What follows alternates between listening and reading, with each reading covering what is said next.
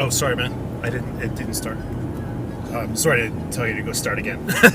Sorry. Again? Yeah, sorry. Do you consent to this recording? Yeah. Yeah, sorry. I don't know why I didn't do it the first time. But anyway, yeah, so you came out to California because you... Problem with drugs and alcohol. Yeah. Yeah, I played college football, got hurt, finished the season, decided not to go back, and had nothing but time, and got into a little partying, and went to school for 3 years, like partying, and then I took a semester off before I was going to graduate because I got heavily addicted into opiates. Mm-hmm. And I could put everything else down, but opiates was that thing I couldn't put down. And so went to finish school while still doing like opiates and whatnot, and then eventually I just sorry, my mom called. No worries. She came out here to visit me, but going through opiates and whatnot, and got addicted to heroin, and took about 4 or 5 years, and finally people started finding out, and once they found, it was like the biggest weight lifted off my shoulder. Once people knew? Yeah, and I was like, yeah, man, I need some help. And so they said, hey, there's this great place out in California. And I was like, California, that's a vacation, sign me up. And so I came out here not knowing how hot it would be. Yeah. But came out here,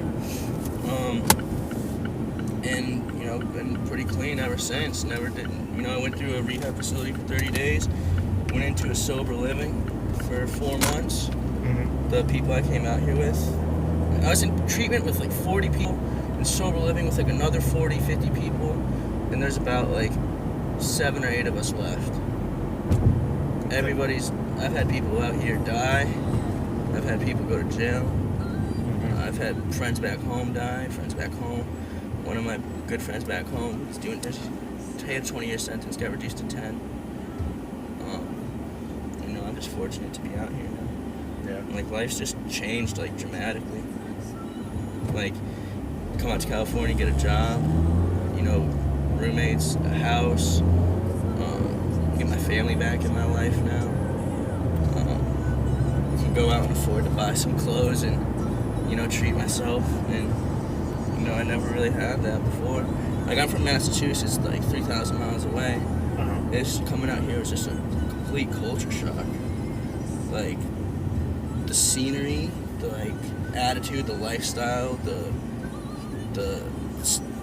clothing style, the personalities, it's just completely different than like the East Coast. The weather is so hot out here. Oh yeah, man. But it's like I really wouldn't have it any other way. My original plan was to come out here for like a couple weeks and go back home. Yeah. And once you got clean, then go back home. One of my friends back out here, he's from like the same kind of area that I am, and we met out here, and he was like, why go home?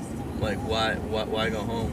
Mm-hmm. And we just had like a 10-minute conversation, like my 3rd day in treatment, and we were like, we're gonna stay out here, and we're gonna end up getting a place together. And it was just kind of something we said. Yeah. And lo and behold, 5 months later, we get a place together. Yeah. Like, and while everybody else has kind of fallen off and like gone back out or done their own thing, like, we've all kind of stayed strong and making like a new lives for it. Like, me and my roommates were all from the East Coast, and we all just happened to come to treatment at the same time, to the same treatment facility, immediately became best friends within days, and like we've been out here together ever since. Yeah. Which is like... So how long you been here? Since January. January? Yeah. Oh, nice. So almost a year. Almost a year, yeah. Yeah. And like, was there like one event that ticked off you have to get treatment, or was it like... I mean, 4 or 5 years on the run, like, or not on the run, but like out on like running and gunning and, doing things that could put me away in jail for a long time. And then, I crashed my car the week before I came out here, and then like 2 nights later I crashed my dad's car, and I just kind of like broke down, and I was like, yep, it's time for me to go. Luckily my family was so supportive, and I was like, yeah, let's go, let's do it. So my mom flew out here with me on January 27th, 2018, and she flew out this weekend to come out and like visit me. Yeah. And it's like, it's just crazy how it all kind of like happened and fell into place. And like, I always say kind of everything happens for a reason. Like I used to kind of be like, damn, like there's this really awful stigma around like addiction and drugs and whatnot. And I'm grateful for kind of everything that I've gone through because it makes me who I am today. Like I'm proud of who I am today. I'm proud of like, I'm not necessarily proud of everything that I've done and everything that I've had to go through, but at the end of the day, that makes me who I am, and I'm like proud of who I am today. So I really wouldn't have it any other way. I've kind of like had to grow up pretty fast, and you know, I'm 24 years old, and I have a whole long life ahead of me that, you know, less than a year ago I didn't really care if I lived or died, and now it's kind of like coming out here is like the best thing to ever happen to me. Like meeting the people that I've met. You know, it's been a journey, and like it hasn't been easy.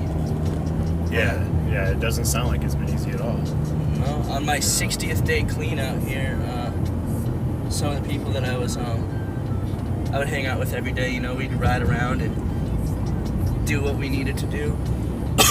Sold drugs to these kids. 10 of them overdosed and 2 of them died. And these were kids I was with every day. On my 60th day clean out here, they got picked up on manslaughter charges. Oh, wow. 15 and 20 years, and you know, I would have been there. You know, they would have been in my car. That would have been me. And on my 60th day clean, to see my father sends me a newspaper article, not knowing that I know these kids, saying like, "Aren't you glad you got out?" And I was like, yeah, because I would have been in that car. And he was like, what do you mean? And I was like, every single one of those kids going away for 10, 15, 20 years. I knew every single one of them. I was with every single one of those kids every day. And like,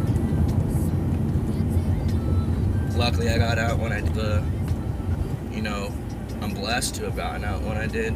Yeah, because that would have been me. I'd been sitting in a jail cell right now. Yeah, like, I think that probably, did that like help you going forward after that and saying, you know what, like that's entirely the reason why it put it, because it was like on my 60th day, like I got that news article, and so it's like, what are the chances of that? And like, I mean, to be with these kids every single day and see them and know them and just show up and go do what we needed to do, and like I come out here and they're all like, yeah, good luck, man, see you in a couple months, like you'll be back. And you know, to not come back and to see them sitting in jail for, you know, all these years, like. So, but did that give you resolve? It put everything into perspective for me. Yeah. Like it put everything, kind of showed everything in a new light. That like how really real this is. I mean, I had a good friend out here like about a month ago, not even. Yeah, actually about a month ago to the day. He went home to visit his son. He had 2 months. He had 60 days clean. Went home to visit his son for his son's birthday. Saw his son on his birthday and overdosed and died the next day.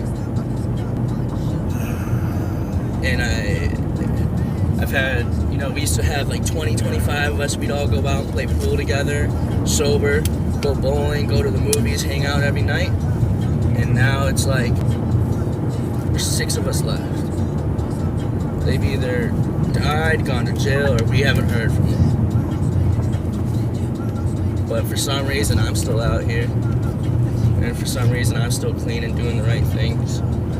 And so it's like, everything kind of happens for a reason. You take the good with the bad. And in every bad situation, there's always a positive to take out of it. Yeah. Like, it's all a matter of perception. And my perception's changing every day.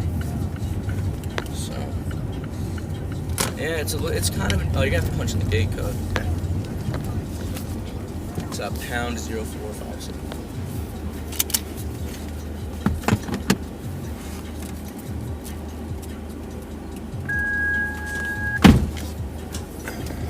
But it's kind of like a little intense story. Like, yeah, man. there's a lot that's going on in between January 27th and October 6th.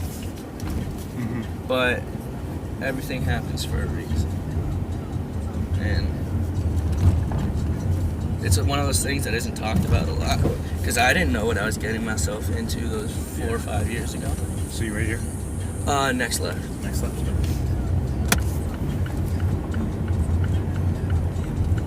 And then like another quick left.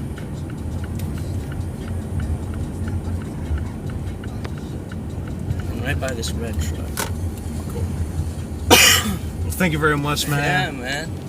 That was cool. That's cool. That's cool, man. I hope you learned something. Heard something that maybe you can relate to. Yeah. In some way.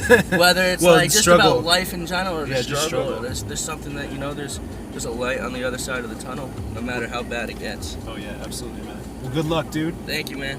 I appreciate it. Have a good day. You too, man. Take it easy.